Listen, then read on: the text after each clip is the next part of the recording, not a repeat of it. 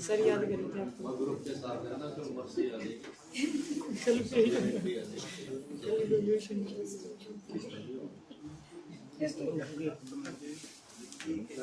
बात का मतलब ध्यान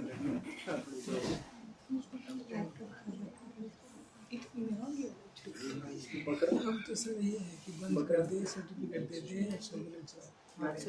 ये सर की बोरिंग बहुत बात है कुछ दोस्तों को कह दिया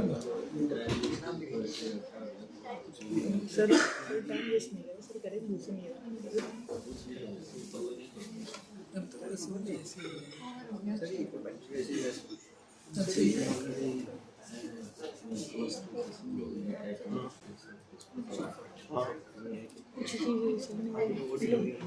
कुछ चीज़ें प्लस भी गया सभी फील्ड में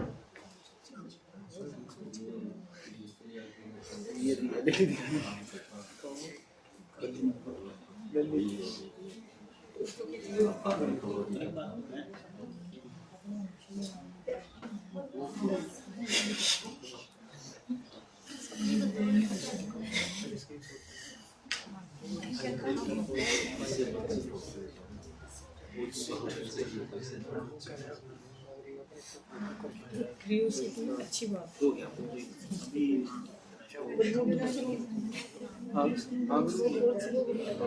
अरे डॉक्टर आज मैं रिसर्च तभी वो चेक के बाद डॉक्टर ने आज साइड में कुछ green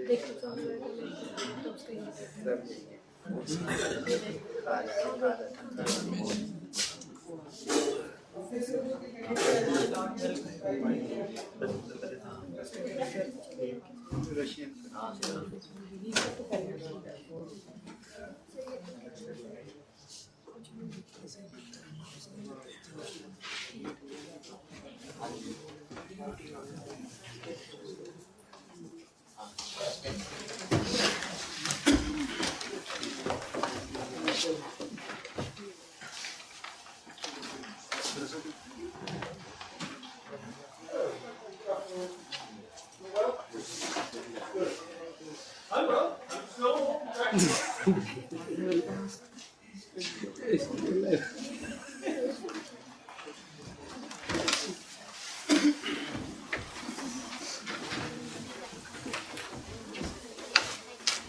Very good afternoon, everyone. Respected Professor A.K. Rajan, Dean of Academic Affairs, Maharshi Dayal University, and also the chief guest for the day, Professor Michael Hendrick, resource person of Gyan Program from UCL School of Pharmacy, London, and Professor Manish Garg, Dean, Department of Pharmaceutical Sciences and Director, IQAC, other dignitaries sitting off the dais, ladies and gentlemen. It gives me immense pleasure in welcoming you all, and I am extremely thankful to all the people sitting on the dais for their esteemed presence. I will now start the program and request everyone to please stand for the full beat of my university.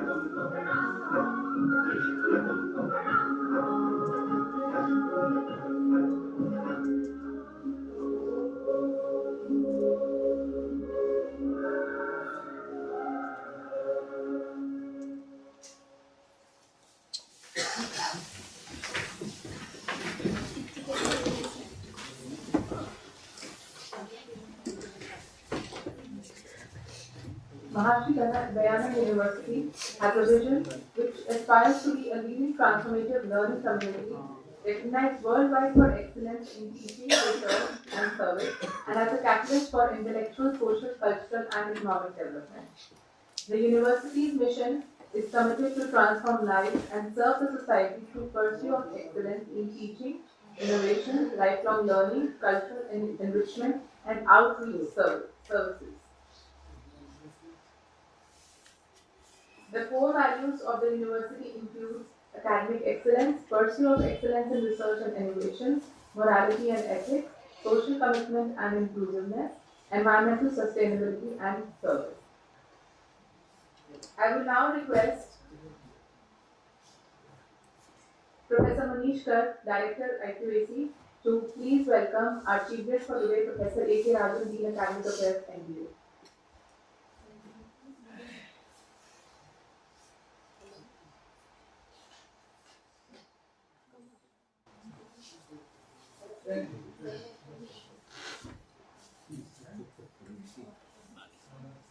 I would now request Professor Manish Garg to please address everyone present over here.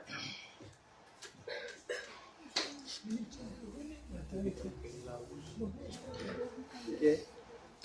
Respected Professor A.K. Rajan, Dean Academic Affairs, Professor Michael Hendrick, UCL College of Pharmacy, London, dear delegates, and faculty from other department, good afternoon and welcome. Welcome to this special lecture. As we are going on with the Gyan program from last four days, so this was the floor where we were thinking that we should organize this special lecture on research ethics.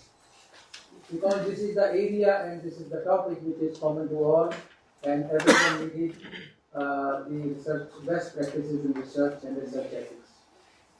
So welcome to this program, and I thank Professor Heinrich because nothing was better person for this program other than him, because he has a large rich experience in research. As his profile was circulated to you all, he has more than 400 publications and the H index of nearly 70. So with this, I would not take much time, and I will continue with the program. Thank you very much. I would now request Professor A.K. Rajan to please come up and say a few words.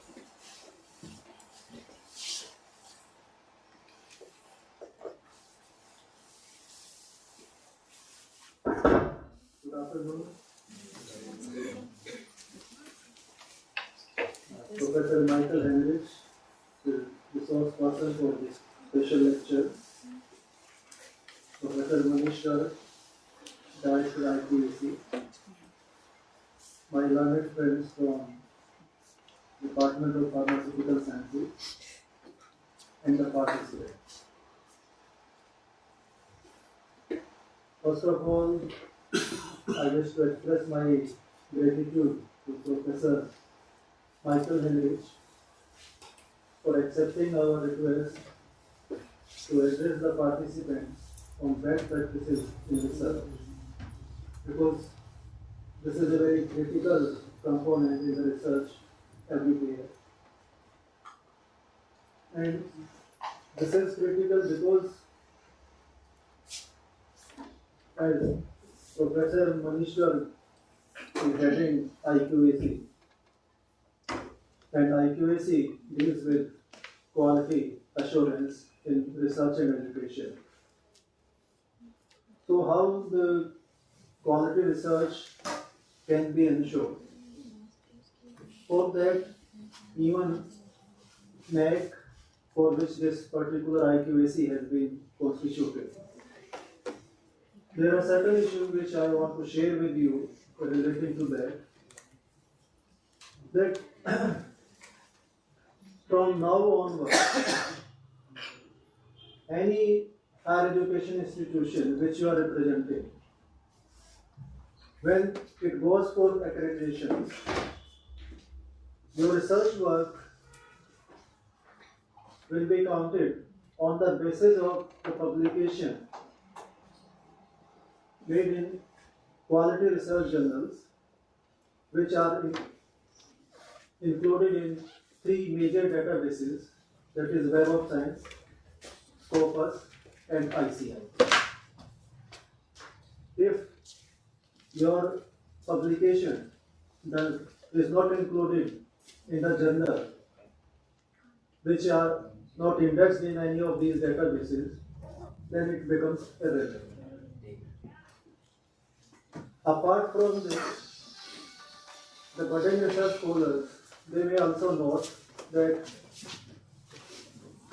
for appointment as a faculty, your research work will be considered if it is either published in these 3 databases, journals included in these 3 databases, or it is meeting the requirement of UGC care reference list of quality journals. And on 16 September 2019, the Secretary UGC has sent a letter to every university and higher education institution that at the time of selection, appointment, promotion, the research publication should not be considered in terms of the number of research papers published, but in terms of the quality of the papers. So, if the paper is published in any reputed journal, which is not included in the UGC care reference list of quality journals, or not indexed in the 3 databases, then I am afraid that this will not be considered. And all these things they are being done because research quality has to be ensured. And promotion of research is a major consideration of every higher education institutions, especially the university. Through IQAC, through the Office of Direct Research, through various teaching departments, their board of studies and faculties, this university is committed to come out with quality research publications and quality research in general. And in that context, the research integrity and ethical considerations in research ethics, they become an issue of paramount importance. And in this scenario, we have requested Professor Michael Henrich, who is an international, an expert of international fame in best practices in research, and he has been kind enough to share his knowledge with you, that what considerations you have to keep in mind when you are conducting the research, so that your research will take care of the ethical and integrity issues. So again, I express my gratitude. I am grateful to Professor Henrich for sparing his time for this particular special session. Thank you so much.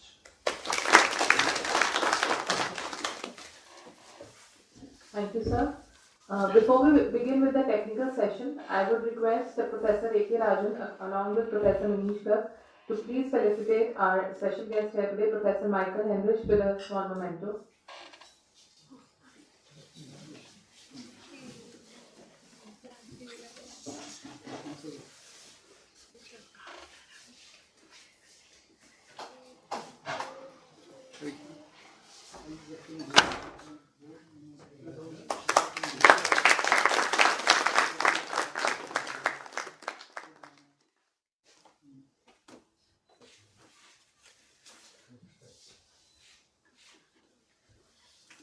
Thank you, sir. And now I request Professor Michael to kindly begin with his technical session. एक मैंने आपको WhatsApp पे डाला था ना बनाने के लिए।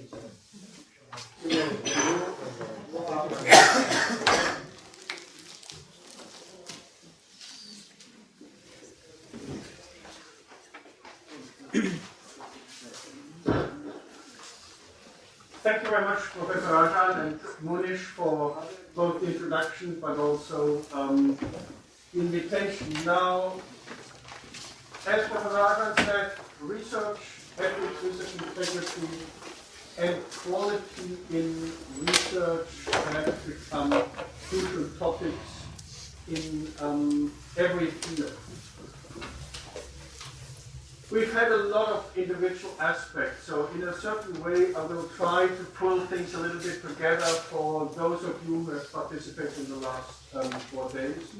For the others, it will hopefully be broad and general enough to give you a good idea about some of these issues. Now, to start, if you are doing research, you have to declare any interests, especially if you're doing biomedical research. So my interests are sort of twofold, and they're also my experience. On the one hand, I'm obviously in charge of certain journals, editing them, and we talked about this. On the other hand, I'm also the co-chair of the UCL Research Ethics Committee, which is dealing with all sorts of applications and all sorts of aspects. And these two things will come together in terms of what I'm presenting. Now, there are several ways of addressing the topic, but I thought in this context it might be useful to start out really.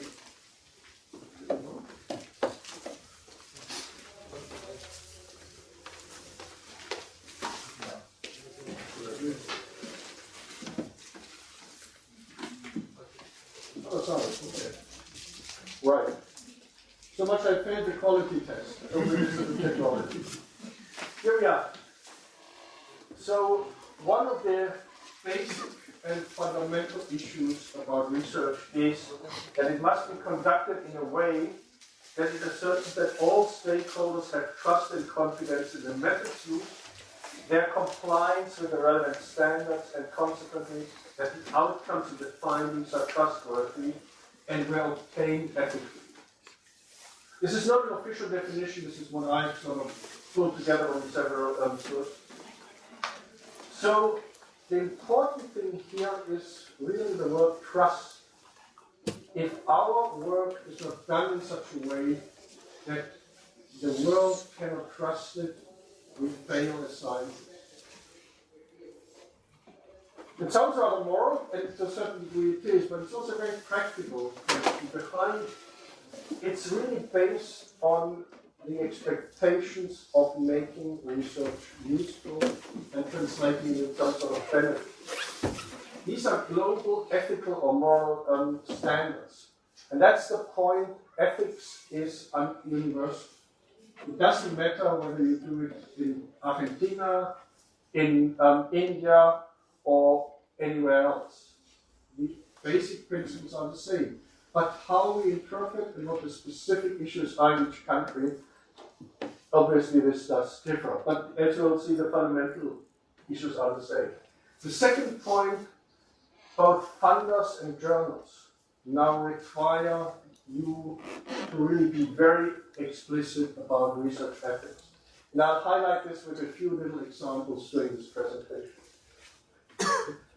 So, what are really the fundamental ethical questions you have to ask yourself? Now, it's a relatively long list, but I've selected some which are particularly relevant.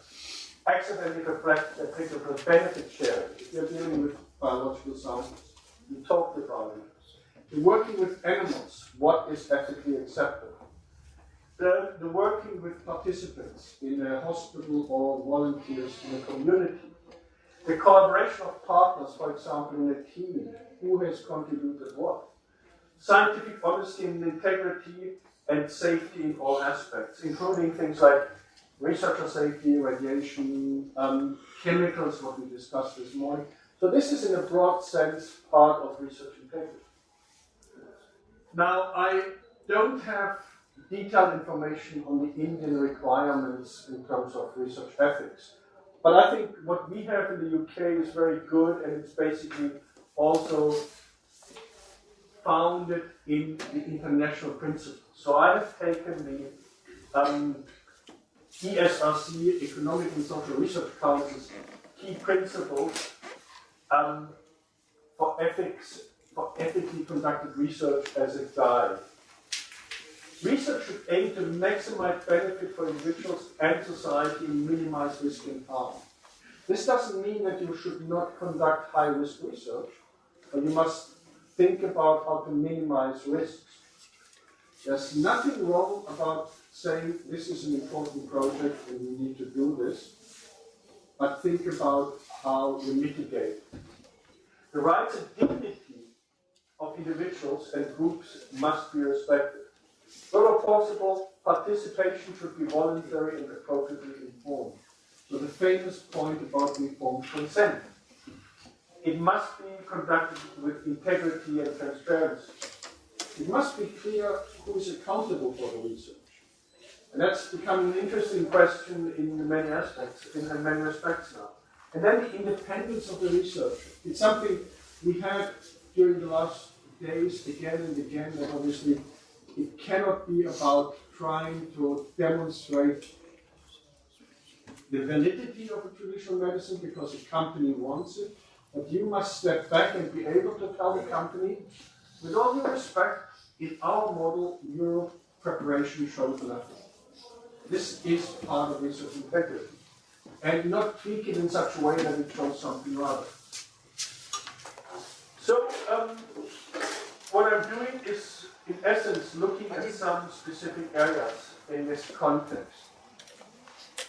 There's something else which I want to highlight early on here. This is that we obviously have two parts. One are the specific requirements are the scientific standards. What is best practice in a certain field? Pharmacy, medicine, biology, etc., etc. The other one are the generic principles of ethical conduct. And there it doesn't matter whether that's in political science or in pharmacology, to say so. So these are the 4 topics I'm trying to cover in this document. The first one is really about field studies. It's one of the first papers we did in terms of a field study approach. This is a consensus statement on ethnopharmacological field studies, the so-called concept statement. Consensus on ethnopharmacological field studies. The concept statement is a set of guidelines which helps researchers to work on local and traditional knowledge. These are guidelines because they're obviously not legally binding, but they are guidelines which have been accepted by a range of journals as their standard. If you want to publish there, you're expected to deal with it. None of the points in there is absolutely binding, aside from obviously respecting the rights as they are relevant in this context, the right of participants of the countries, etc. That's a legally binding aspect, but they highlight what is expected under normal conditions. And if you say, for a certain reason, I cannot do something, then you need to justify why this is the case. Come up with a very hypothetical example which could come somewhere else. You're doing a survey in a prison. I'm not recommending you to do it. Whether I think it would be particularly interesting, I simply don't know. Informed consent and voluntary contribution would be more difficult than if I interview you. Because obviously in a prison, hopefully nobody can walk away and say, thank you, I'm leaving the building now. These are typical examples where ethics, the various ethical rules are conflicting and you need to decide which one overrides what. Going back to the concept statement, it really covers everything, the theoretical background, the aims and objectives to meet, the best methods to be used, the way fieldwork should be conducted, how data should be reported, including the use of questionnaires, the presentation analysis, and what conclusions can be drawn. So the interesting thing about this one is it's not only about reporting, but also designing such studies. I think it's a good example. There's something else which I want to highlight here. How did we get to this? This is not my opinion, even though I'm the lead author. We started with a set of items we considered to be very important. We said, okay, that's really what we think is important. Then we had a series of meetings, including one in India at the Society for Ethnopharmacology, the SFE, where we discussed this draft. We got feedback. Some of it was pretty tough. Less so from the Indian charter, I should say, but from some other parts. Then we also had on the website a call to comment on the draft document. So we had 2 types of input. This was then sent out to an advisory board as step 3. The advisory board is listed there on the document, and they then provided specific additional comments. So we have 3 levels of consultation. Level number 1 were meetings and conferences. 1 in America, 1 in Europe, and 1 in Asia. The second level was the feedback via the website, which was global. And it ranged from a wonderful document, I really like it, to some very harsh criticism. The third level was then the assessment of this document by the advisory group. Why is this important? It tells you that what we are doing here is a process to achieve something we can all happily or more or less happily work with.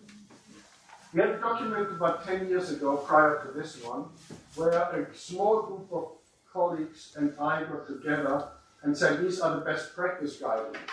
We were rightfully criticized for the simple fact that somebody said, well, Michael, that's your opinion and these 5 or 6 people. We can't use it, it's not ours. The criticism was correct, even though the points they raised were actually not very substantial. Here we now have a document which, as I said, is a consensus. Now, one of the driving forces behind this document is informed consent and access rights. What is informed consent? Informed consent is that a person can provide in an informed manner consent for data being used. Now here's something very important. Informed consent then depends on the respective cultural understanding and experience of the person. The informed consent must be obtained on the basis of information which is suitable for the group. Now, a hypothetical example. You want to conduct a study, another hypothetical one, with children. What do you know about medicinal plants? The informed consent cannot be an informed consent sheet with all sorts of long blur in Hindi, English, French, or whatever have you, but it must be adapted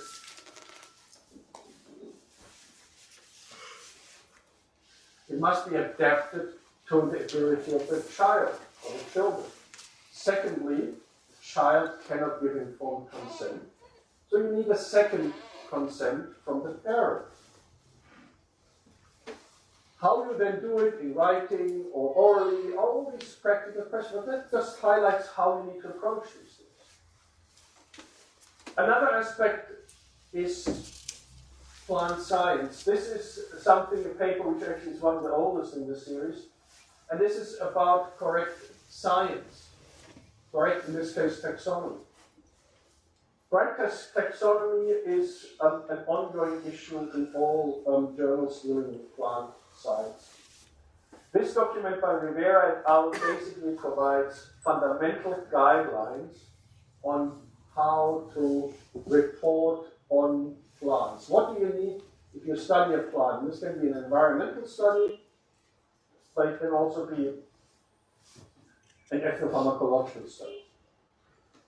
I won't go into details, you can read it up, but the graphical abstract very nicely demonstrates the problems which we have identified. The paper actually has a very interesting history. Diego Rivera, who is a great colleague from the University of Murcia in Spain, complained to me as an editor of the Journal of Pharmacology, your taxonomy is rubbish. I've done an analysis and I've found 60% of the plant names are wrong. I said, right, I know we have problems, but I didn't know it's that bad, so what do we need to do? And then we started a very long dialogue. It involved a whole series of other people, including Robert Porter, who was the editor at the time, myself, some colleagues from Murcia, and a colleague from Kew, who is and was in charge of taxonomic databases at Kew. So that's how we developed very clear standards about what to do in terms of taxonomical correctness. This is a very scientific one, but again, it feeds into the whole issue of best practice. Now, the last one is this document or this paper, which just came out. Technically, I think it comes out in January of next year as a so-called print version, but it's in reality already out. And this again uses a consensus process. So the challenge we faced, or the challenge I identified, was that we have issues with the quality of pharmacological studies. They both link to specific research ethical questions about what to do, what not to do. Research integrity about the quality of the research being conducted, but also the scientific validity. What you see here, you can't really separate. It's all one area which we need to address. So I got together the editors-in-chief of 7 journals. Worked as in the pharmacology section at the pharmacology, Phytotherapia, the Italian journal, Phytomedicine, Planta Medica, Phytotherapy Research, Pharmaceutical Biology, and Journal of Pharmacology. I think I'm saying quite humbly but proudly, these are the best journals in our specialist area. They are the leading journals. I think we need to set a standard. So I got the colleagues to comment on the first draft of a set of basic principles of research. And I will not give you the whole content, but you'll see a few glimpses of it. So we came up with mutually agreed standards for best practice in developing and reporting research on medicinal products. Now, it's actually, I think, one of the most amazing things about this paper is that we have 7 journals. Sort of technically are competing, so I never believed in this, for you to submit papers to agree to a common set of basic standards. These basic standards are accepted by these 7 journals, and they are basically a foundation for peer review in these journals. In terms of looking at the pharmacology of extract. Again, there are 2 parts in it. One is the project as such. Remember in the session on how to write a scientific paper, the key argument was paper writing starts on the day you start the project. So that's why it's important. So the design and definition of the research question and all the best experimental practice. And then the drafting and submission of the manuscript. You see the articles written down there. So it also includes, very importantly here in the middle, the assessment of the approach and the experimental protocol. And that again brings in wholly ethical issues. And we request documentation on ethical approval for animal studies, work with participants, do volunteers or do patients. This type of aspect.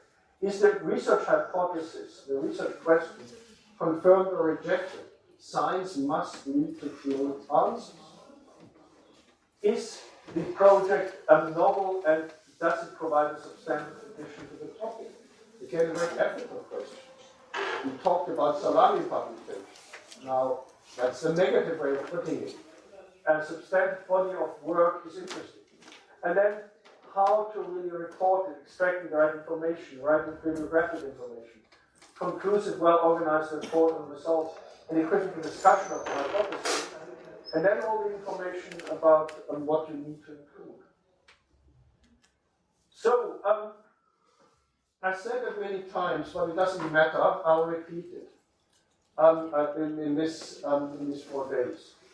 It is surprising how little work goes into preparing a project. One must understand the topic and the question behind in order not to repeat a previous project, or not to do an implausible project, or not to do just something which is completely off because it is purely informed. In the area we are covering here, I think there are in essence 4 or 5 aspects you need to know about. First of all, the plant, its uses, and its chemistry and pharmacology. You just need to know something about it. You need to understand the disease which you are treating. We talked about diseases which are not recognized in biomedicine this morning. You need to understand how this disease concept fits into what you are doing. You need to understand the wider context of the field, and that needs to be reviewed in the introduction of a paper. But that's the final point. It needs to be reviewed before you actually start doing it. Because if you find out that something very similar has been done, you then just change the plant and do it with another plant, which may be novel. So that's really a key starting point, and it is important that in a paper submission this is actually included.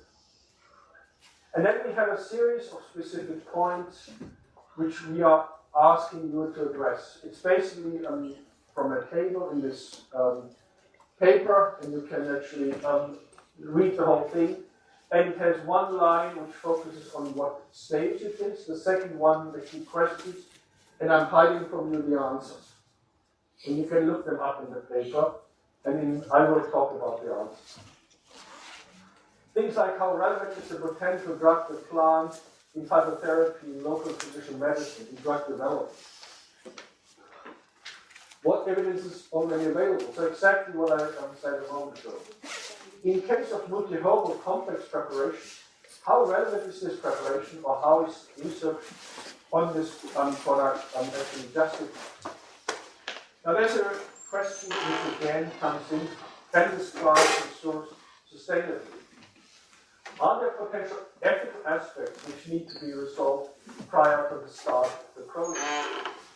We also talked about it. What is the best overarching pharmacological methodology, research strategy? And for in vivo studies, which studies have the highest value for predicting and will lead to therapeutically relevant results? So it's very important to keep in mind how valid certain models are, and this obviously changes.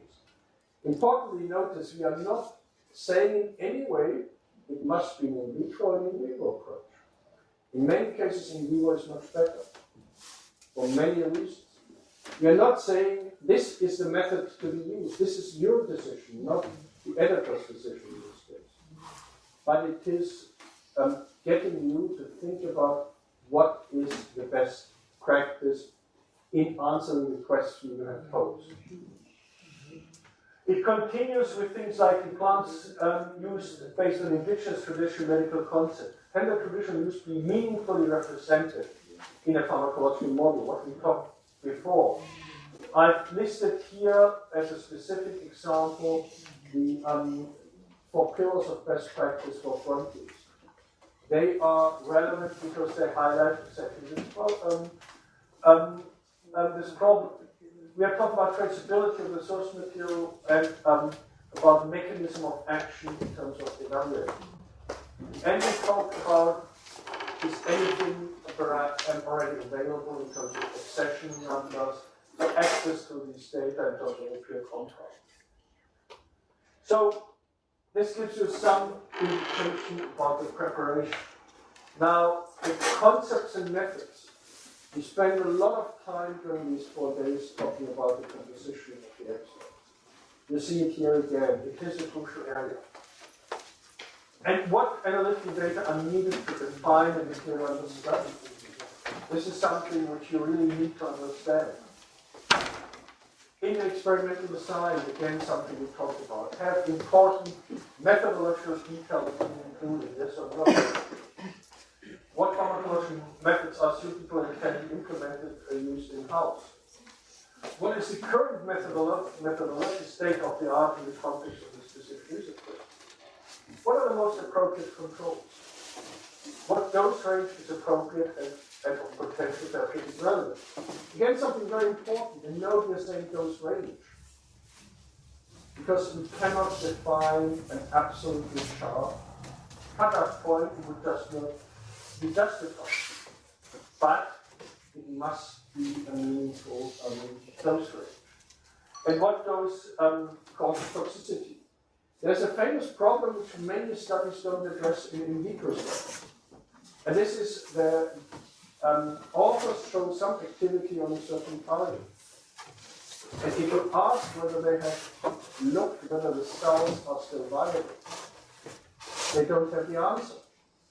Now, the simple problem is dead cells don't produce enzymes like or transcription factors.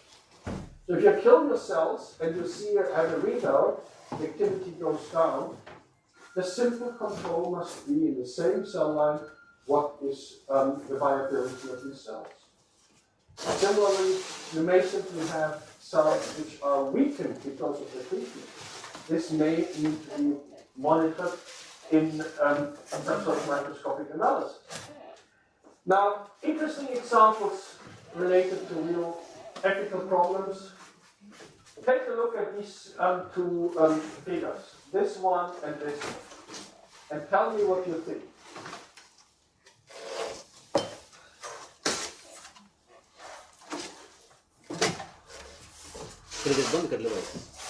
Any impression about or any idea what's going on? If you look closely, they are in fact absolutely identical. This is from a paper submitted. This is from a paper previously published. So the parts in red are exact copies.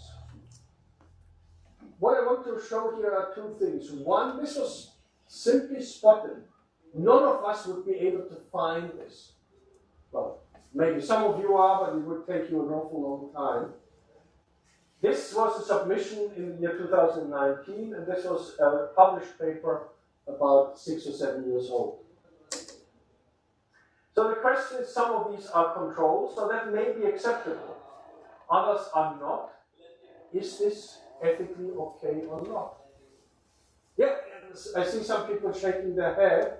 The problem is there's some other new data in here. So where do you draw the line? What I want to say with this, it's not a straightforward answer. In this case, I would say, since it goes beyond only the controls, I would agree with you shaking your head and saying, no, this is not right.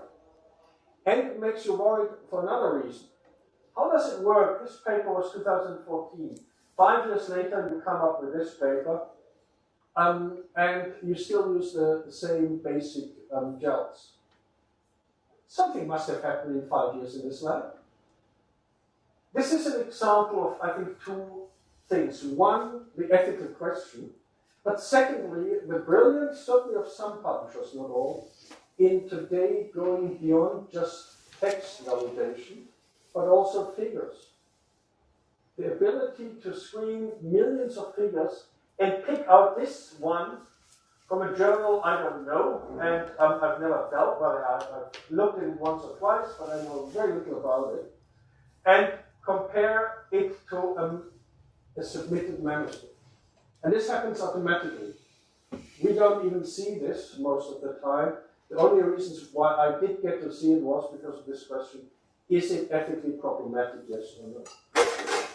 So the other very simple message is it's just not worth to do it. We have had instances where the authors just turned the gels around, and it was spotted, and the paper simply had to be rejected. So quality in this regard is absolutely crucial. Now there are two explanations, as always. One is it's an honest error. Maybe. The other one is it's ethical misconduct on purpose. I will not know as a scientist outside of this group. But what I do know is that it sheds a negative light on this group. So statistics is a very interesting question. I'm not going to go into this here, but actually the famous questions about t-test and 95% confidence value is becoming more and more under scrutiny. Why? Well, 95% still implies that 1 out of 20 studies is rubbish. It is not a proof, it's a correlation. So there is more and more of an argument for taking a more rigorous approach in terms of what to do with statistics. We talked about the substantive body of pharmacological research, and is it coherent? That's another interesting question. It's both content and ethics, but more on the content side. If you have a whole range of screening technologies available to you, and just lump them all together, you will not get a whole coherent paper. And this is something very important to consider here. There's another interesting example where you need to think. I'm not going to give you the details, but the query was, the author stated in the original submission that the experiment required 142 male Wistar rats. You were wondering if you think the use of so many animals was justifiable in line with the following criteria. It comes from Frontier, so that's one of our criteria. The problem was they did all sorts of experiments with different doses, various controls in small groups, and there was no power analysis or anything. So, was it justifiable or not? In this case, In the case of doubt, we said let it enter period. But again, what I want to tell you with this is it's not a straightforward answer. The simple cases are now sorted very fast. The complex cases are what we need to think about. Reporting. We talked about reporting a lot.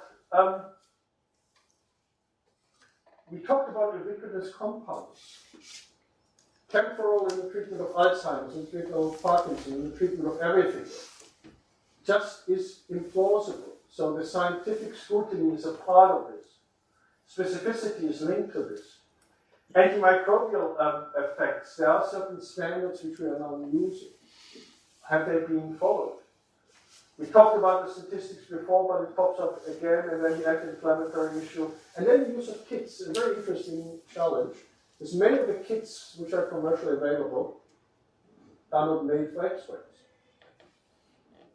So are the data valid? Are they acceptable? There needs to be some sort of validation step for the use of a certain kit. Antioxidant assays, is the methodology a reasonable one? And that's a very simple one, but that's very often ignored. Has the research question been answered, the hypothesis been evaluated? Brings us back to the question of scientific writing, that you need to write the introduction and the conclusion together.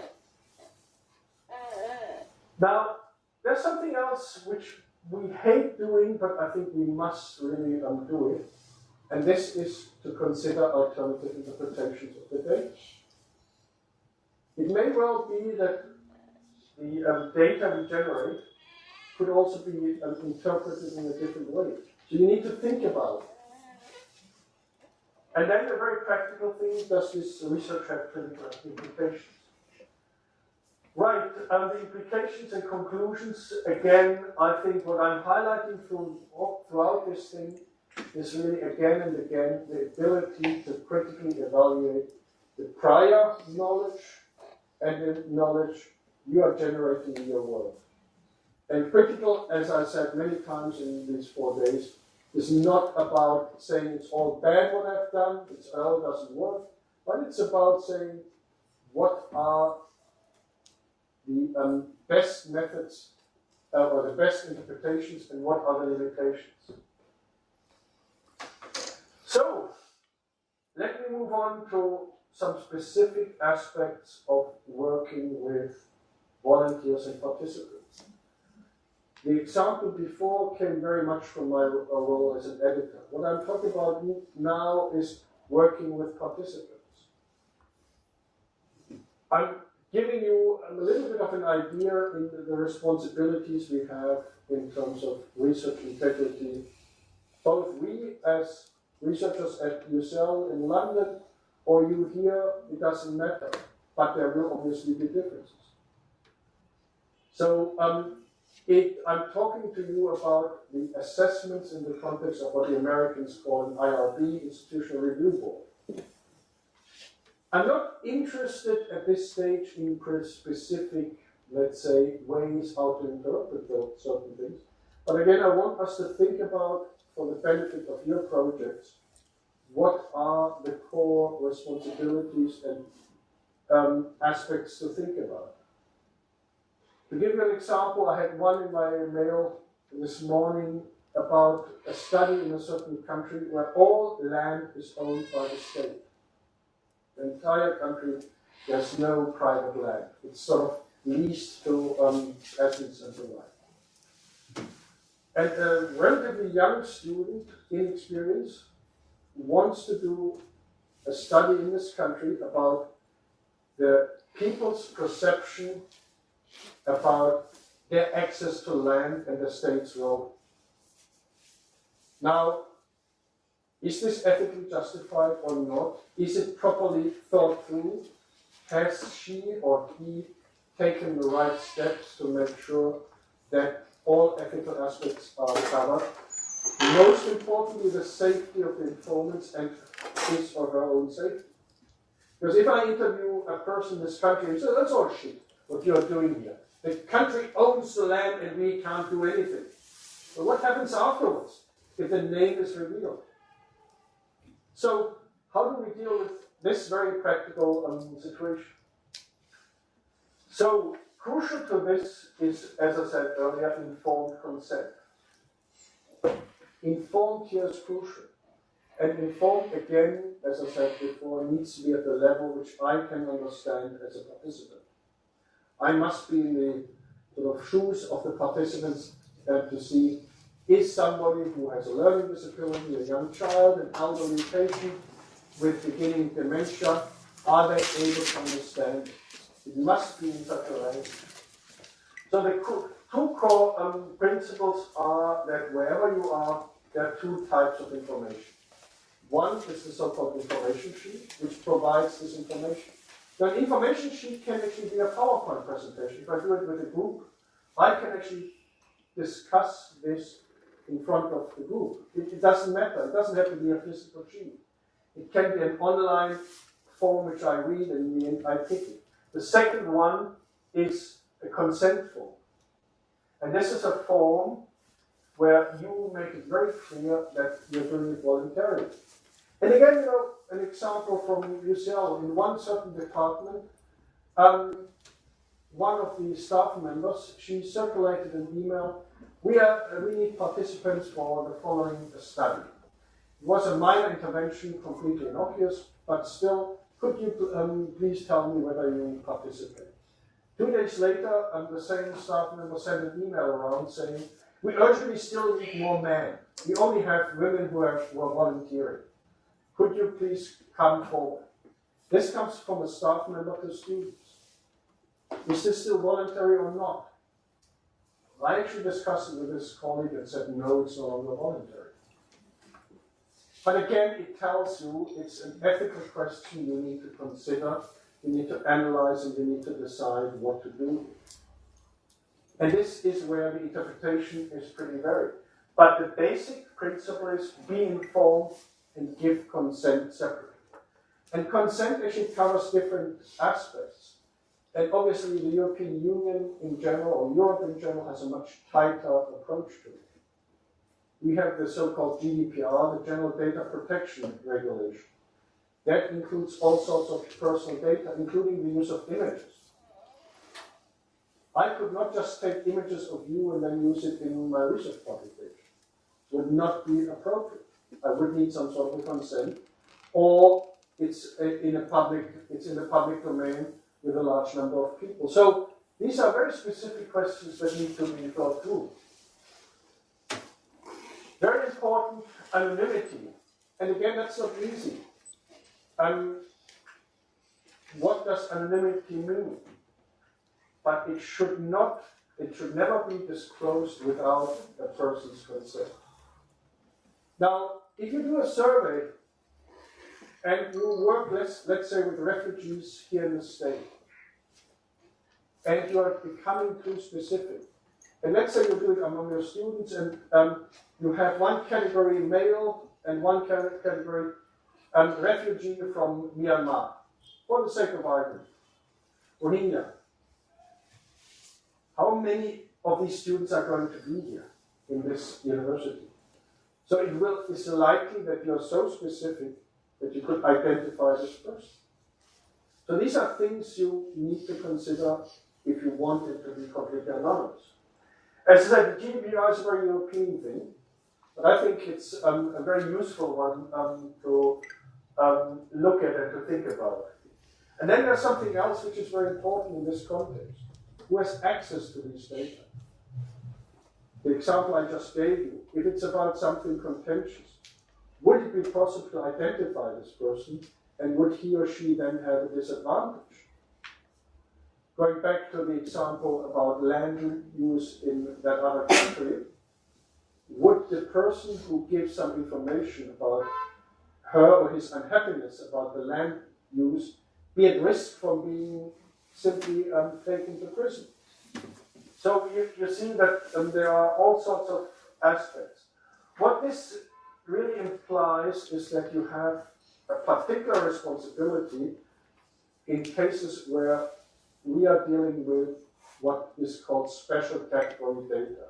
sensitive data.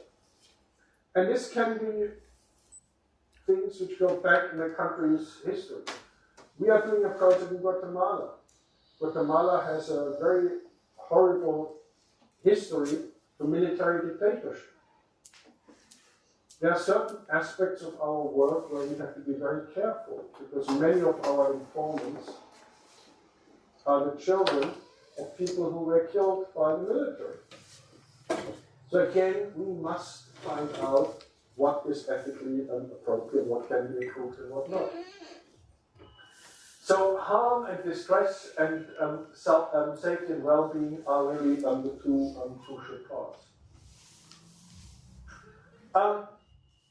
So looking at it from a different way, what are possible underlying issues? We talked about some of them, but I'm summarizing it in the next few slides. One is involving people without their consent. You must voluntarily consent it, and that doesn't matter whether it's in India or in the UK. It's a general rule. Coercing people into taking part is equally a universal practice. Withholding information about the true nature of a research project or deception. There are some cases of deception where you can say, yes, that is okay, but then I must know as an informant or as a participant that there's an element of deception involved in this study. For example, you want to do a study on economic choices in a household. There may be an element in the questionnaire where you are deceived in thinking this or this, but it's like a little game, and that must be clear to the participant. Stress, be it mental or physical, obviously is unacceptable. Invading people's privacy. Again, a very tricky thing. In certain countries, privacy is very different.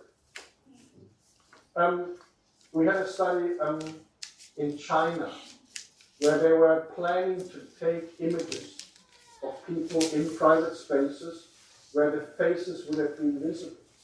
Now, the problem is this is automatically happening in China anyway. In private spaces, these images are recorded. But they were then doing certain activities which could give rise to concern, ethical concern. So, should these people be identifiable with facial recognition systems? So again, quite a big question. Withholding benefits from some participants, giving one group 50 euros or 5,000 rupees as a benefit and the other gets nothing, would not be an appropriate way of designing a study. Fair and respectful treatment is absolutely essential. And you must always be free to withdraw from the study at any point in time. So that's my little overview on this whole area, not only medicinal plants, but I think it's relevant in all areas here. So ethics is really about us being aware. It's not about preventing research, low or high risk. It's about reflecting on our responsibility towards participants, if we are doing this with volunteers or patients, and it's about our responsibility in the lab towards best practice. Ethics is also about thinking about these challenges, not about avoiding them. Yeah? It's also about acknowledging that in many cases I don't have a clear answer. There is no clear solution. Again, a rather funny one from last night. I got an email from the ethics committee, and it's a rather appropriate here. I can reveal the country because it was India. And what happened? She did a study in households, and she wanted to take pictures of people's houses. And she stated in her application very explicitly that she will not capture images of people. So she did this study in a certain area of India, wanted to take pictures of their kitchen and their living room, and find out that you people decide this is not right to take a picture of an empty living room. I want to be in the picture. So the ethical questions she had, the approval said, we will not take pictures of people in person. I had to do it because in the field, the only way I could do it is to take a selfie with both of us in there and to take a picture in the kitchen. Now that's highlighting how to solve this ambiguity. In the end, I said, well, fine by me, I'm sure the Indians won't mind, and if they gave their consent and asked for it, you can change your protocol in this respect. So it's not a hard science. It's thinking carefully about what is right. Now, and then in the end, the simple thing here is, if you're working with participants, put yourself into the participant's shoes. That's really what's the important one of this one. And for research, it's sort of the same thing. For research in the lab or any other research, it's always about putting yourself into the shoes of those people who actually make use of your data or are affected by the data. So don't do it only for yourself, but do it for the wider community and think about the implications. And that's really the important point. Some of the key points I made: vulnerable people, sensitive topics. All these are aspects which are important in fieldwork. Sensitive topics, aphrodisiacs, treatment of the elderly. There are lots of aspects you can think about. And then obviously in general terms, the use of data is something we need to think about very carefully. Unfortunately, it seems A, this thing is slightly corrupted, and B, the color scheme is not ideal, but I decided to come up with this a little list of what constitutes best practice. And B for be proactive. E, excellent quality of science, the scientific excellence in the technique. Be self-confident about what you're doing, but don't be arrogant. Do it as a team. Comply with the policy. Be rigorous in the methods. Pay attention to all the details. Cooperate. Be sure that you have the trust of the participants. Use your common sense. I think that's a very important thing. And ethics is a normal part of everyday practice.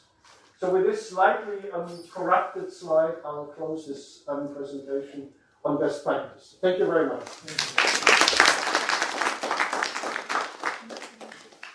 We take questions? Yeah, Professor, can we have 2 words from plagiarism issue?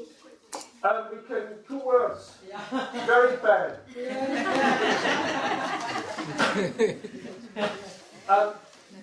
What else shall I say? Yeah, that's great. Plagiarism has become a pretty straightforward one. Yeah. In terms of detection and in terms of what is done. The simple thing I have to tell you is the global softwares are so powerful now that they simply detect it. Now, software is one thing. The interpretation afterwards is really important. And that's again where, for the interpretation, it's many shades of gray. So the journals in general exclude the bibliography and material methods and any technical parts from the plagiarism software. The focus is really on the introduction, the results and discussion section, and the conclusion. What still happens far too often, and what some colleagues simply do not accept that it is wrong, is you take a certain plant, for example, from one region, and you report on why you are doing it, and then you cut and paste this part into your new manuscript and only change the plant name. This is self-plagiarism. This is not acceptable. There are enough people out there who think this argument is wrong. But irrespective of what you and I think about it, it is considered to be wrong. Therefore, you are not allowed to do it, and I'm not allowed to do it. And I would actually endorse it as something, because it tells me something else very important in terms of research quality. I cannot trust this introduction. I cannot guarantee that it actually covers the topic it claims to cover in an informed way. So, in practical terms, be careful how you express it. And we all know there's a limited variability in how we can express things. Now, I'm often asked, from what percentage onward is plagiarism a problem? Is it 17.5% or 18.1 or 25.7? Nonsense. The total percentage is not the problem. You may write a paper where you have to cite, I don't know, 2 paragraphs from Immanuel Kant's philosophy. Maybe not in our area, but you have to cite it. That's the point. This is not plagiarism. This is taking something and afterwards analyzing it in context. So it's a quotation, and this is perfectly okay. And it may be 5% of the total text. Who cares? But what does care, and what the software does, if you look at the analysis afterwards, it tells you which journals actually, or which papers or public documents were used most extensively. So source 1, 5% overlap. Source 2, 4%. Source 3, 2%. Source 4, 2%.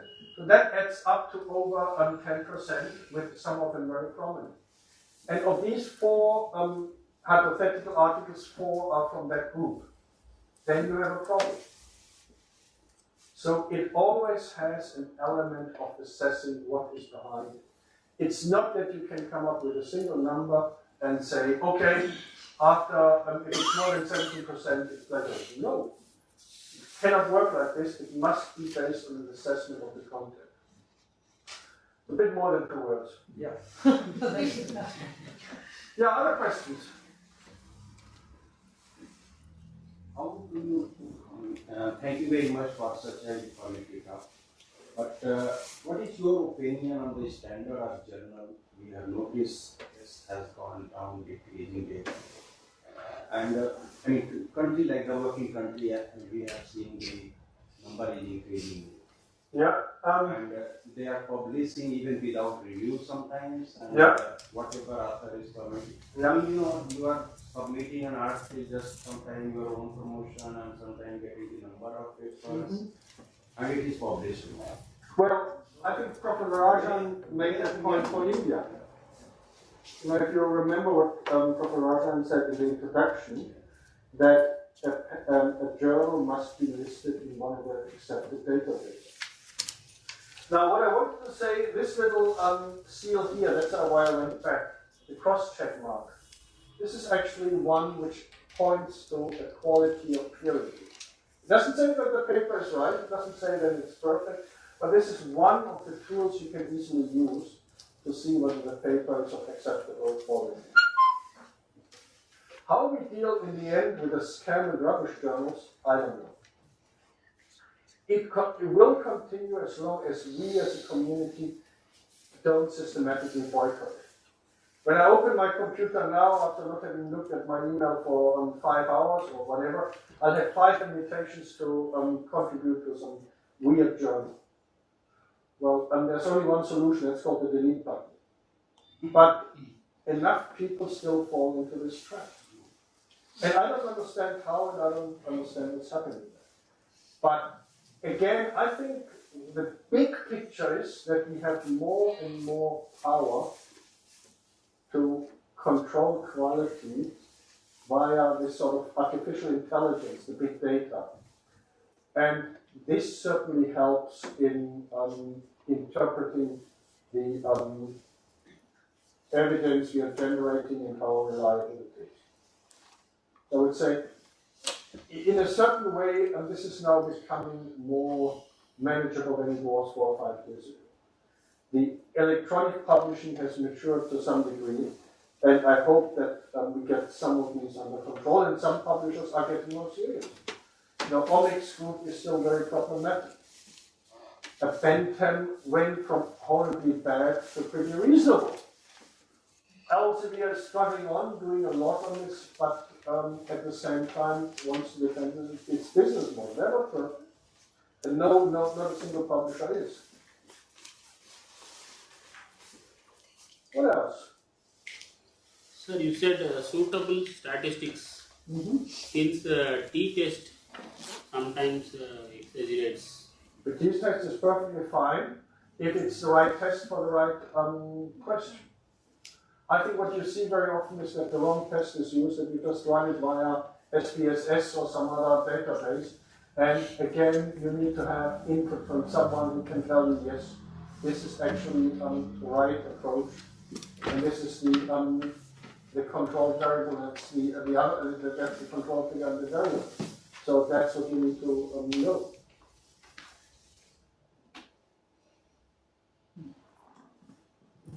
And don't just believe a t-test or any other one, but make sure that you provide a meaningful interpretation what the t-test means. That's what behind the arguments I had mentioned before about doing statistics or looking at statistics in a different way. In this paper here, we are citing some of the criticisms about statistics and the misuse of statistics. So it's well worth to look at these things. I think it was Lancet or on one of the big medical journals where they highlighted some of the challenges. Then, concerned with the multi-herbal, that is complex preparations,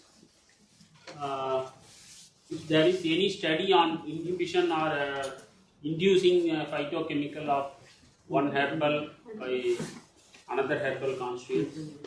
Well, the Chinese are doing a lot of it. We have one study where we can show sort of combination effects. So there is a lot of literature on this, but it's not necessarily as conclusive yet because of the lack of analytical power. Some people try to draw big conclusions, but I don't think the conclusions can be as conclusive as they claim that. But there is a lot, it's a very fast developing area, and I think there are some really good opportunities how to do it.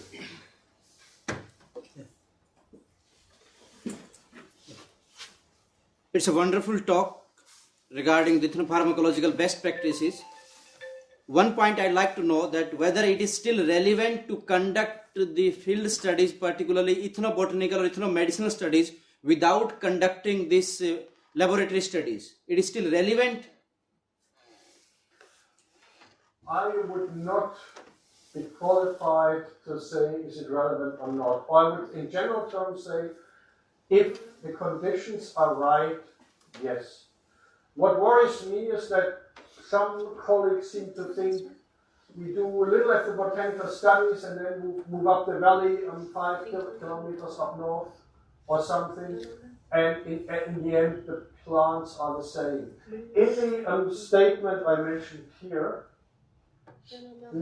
best practice in research, we do address this point. So I would say in many instances what you see is that the plant usage is becoming very common. You have very similar plants to other parts of that country. But if there's a specific reason why you study this community, work with them, try to understand the plant usage, be they common plants in the country or something else, the study may have a value. But just recording plants for the sake of recording in the community, which is not distinct from mainstream India, I would say no. I made the point in the discussion we had a few days ago that urban ethnobotany is absolutely crucial. But it asks different questions. It asks the question, what is about the parallel usage of the medical system provided by the state or the private medical system and people's choices of healthcare products from plants? So this changes the questions you're asking. So the wider answer is there are many, many studies which are highly valuable, but we need to move away from what we did 20 or 30 years ago. I would say the study I did now 30 years ago in Mexico today would be needed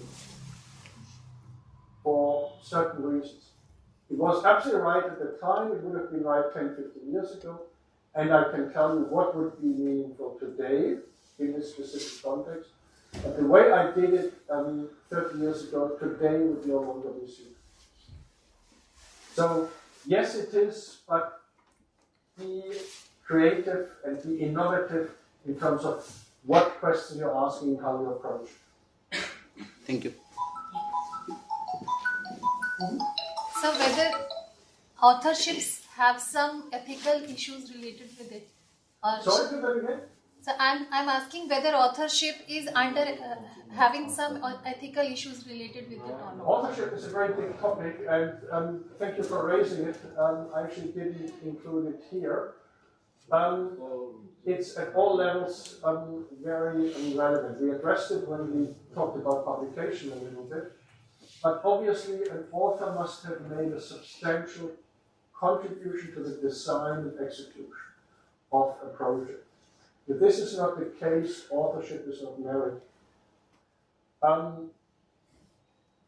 got an email, funny enough, yesterday from a colleague who sent me a graph and was thinking about including it because it includes the number of papers published now with more than, whatever it was, 1,000 or 5,000 authors. Now, in many cases, this makes absolutely no sense. I can see a few cases where maybe there's a rationale for it, and it's a very large study where many authors made some very specific contributions, and this then resulted in a novel approach. I think there are major issues. It's interestingly one of the ones where currently it's more difficult to decide whether it's good or bad practice, contrary to, for example, checking for plagiarism. But there also are major classical problems. I suddenly appeared on a manuscript of a paper I didn't know about. Oddly enough, the editor of that journal asked me, Michael, you are on this paper, what do you think about it? I haven't never seen the paper, what do you mean? Well, they included, I said, who is it? And he sent me the name. I said, oh yeah, I met him once at a conference. I said, do this or that, but I don't even remember what it was. And the paper was then rejected on ethical grounds because I said I'm not going to endorse it. And I don't know what happened afterwards. But if you spot it beforehand, it's better because afterwards it would have been a retraction. Again, you need to decide. It's first of all the responsibility of the corresponding author. And there's another strange development. Suddenly we have 3 or 4 corresponding authors, which sometimes may be merited if it's 2 different areas coming together with very different expertise. But in many cases, I think it's just a little bit of a buddy culture. I think sooner or later there will be more scrutiny there also. How this is evolving, I don't know, but one of the classical tools now used are all these citation analysis. If you suddenly see something, a strange signal there, unethical behavior is likely to be spotted, and that's then going to be scrutinized in a different way. So it's a contentious and not an easy issue, but it's also one which I think sooner or later will need to be addressed using artificial intelligence. Addressed, not resolved. Right. Further questions, comments? Well,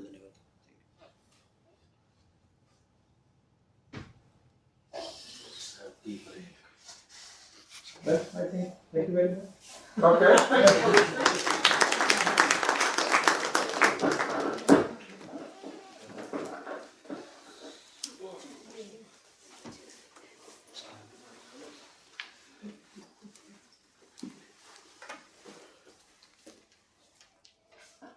Thank you so much, sir, for such an informative talk.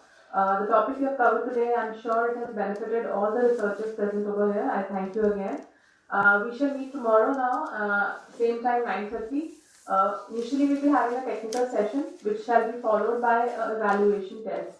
And in the afternoon session, we'll be having a valedictory function and the distribution of certificates. So I request everyone to be present on time. That's all for today. Thank you. Okay.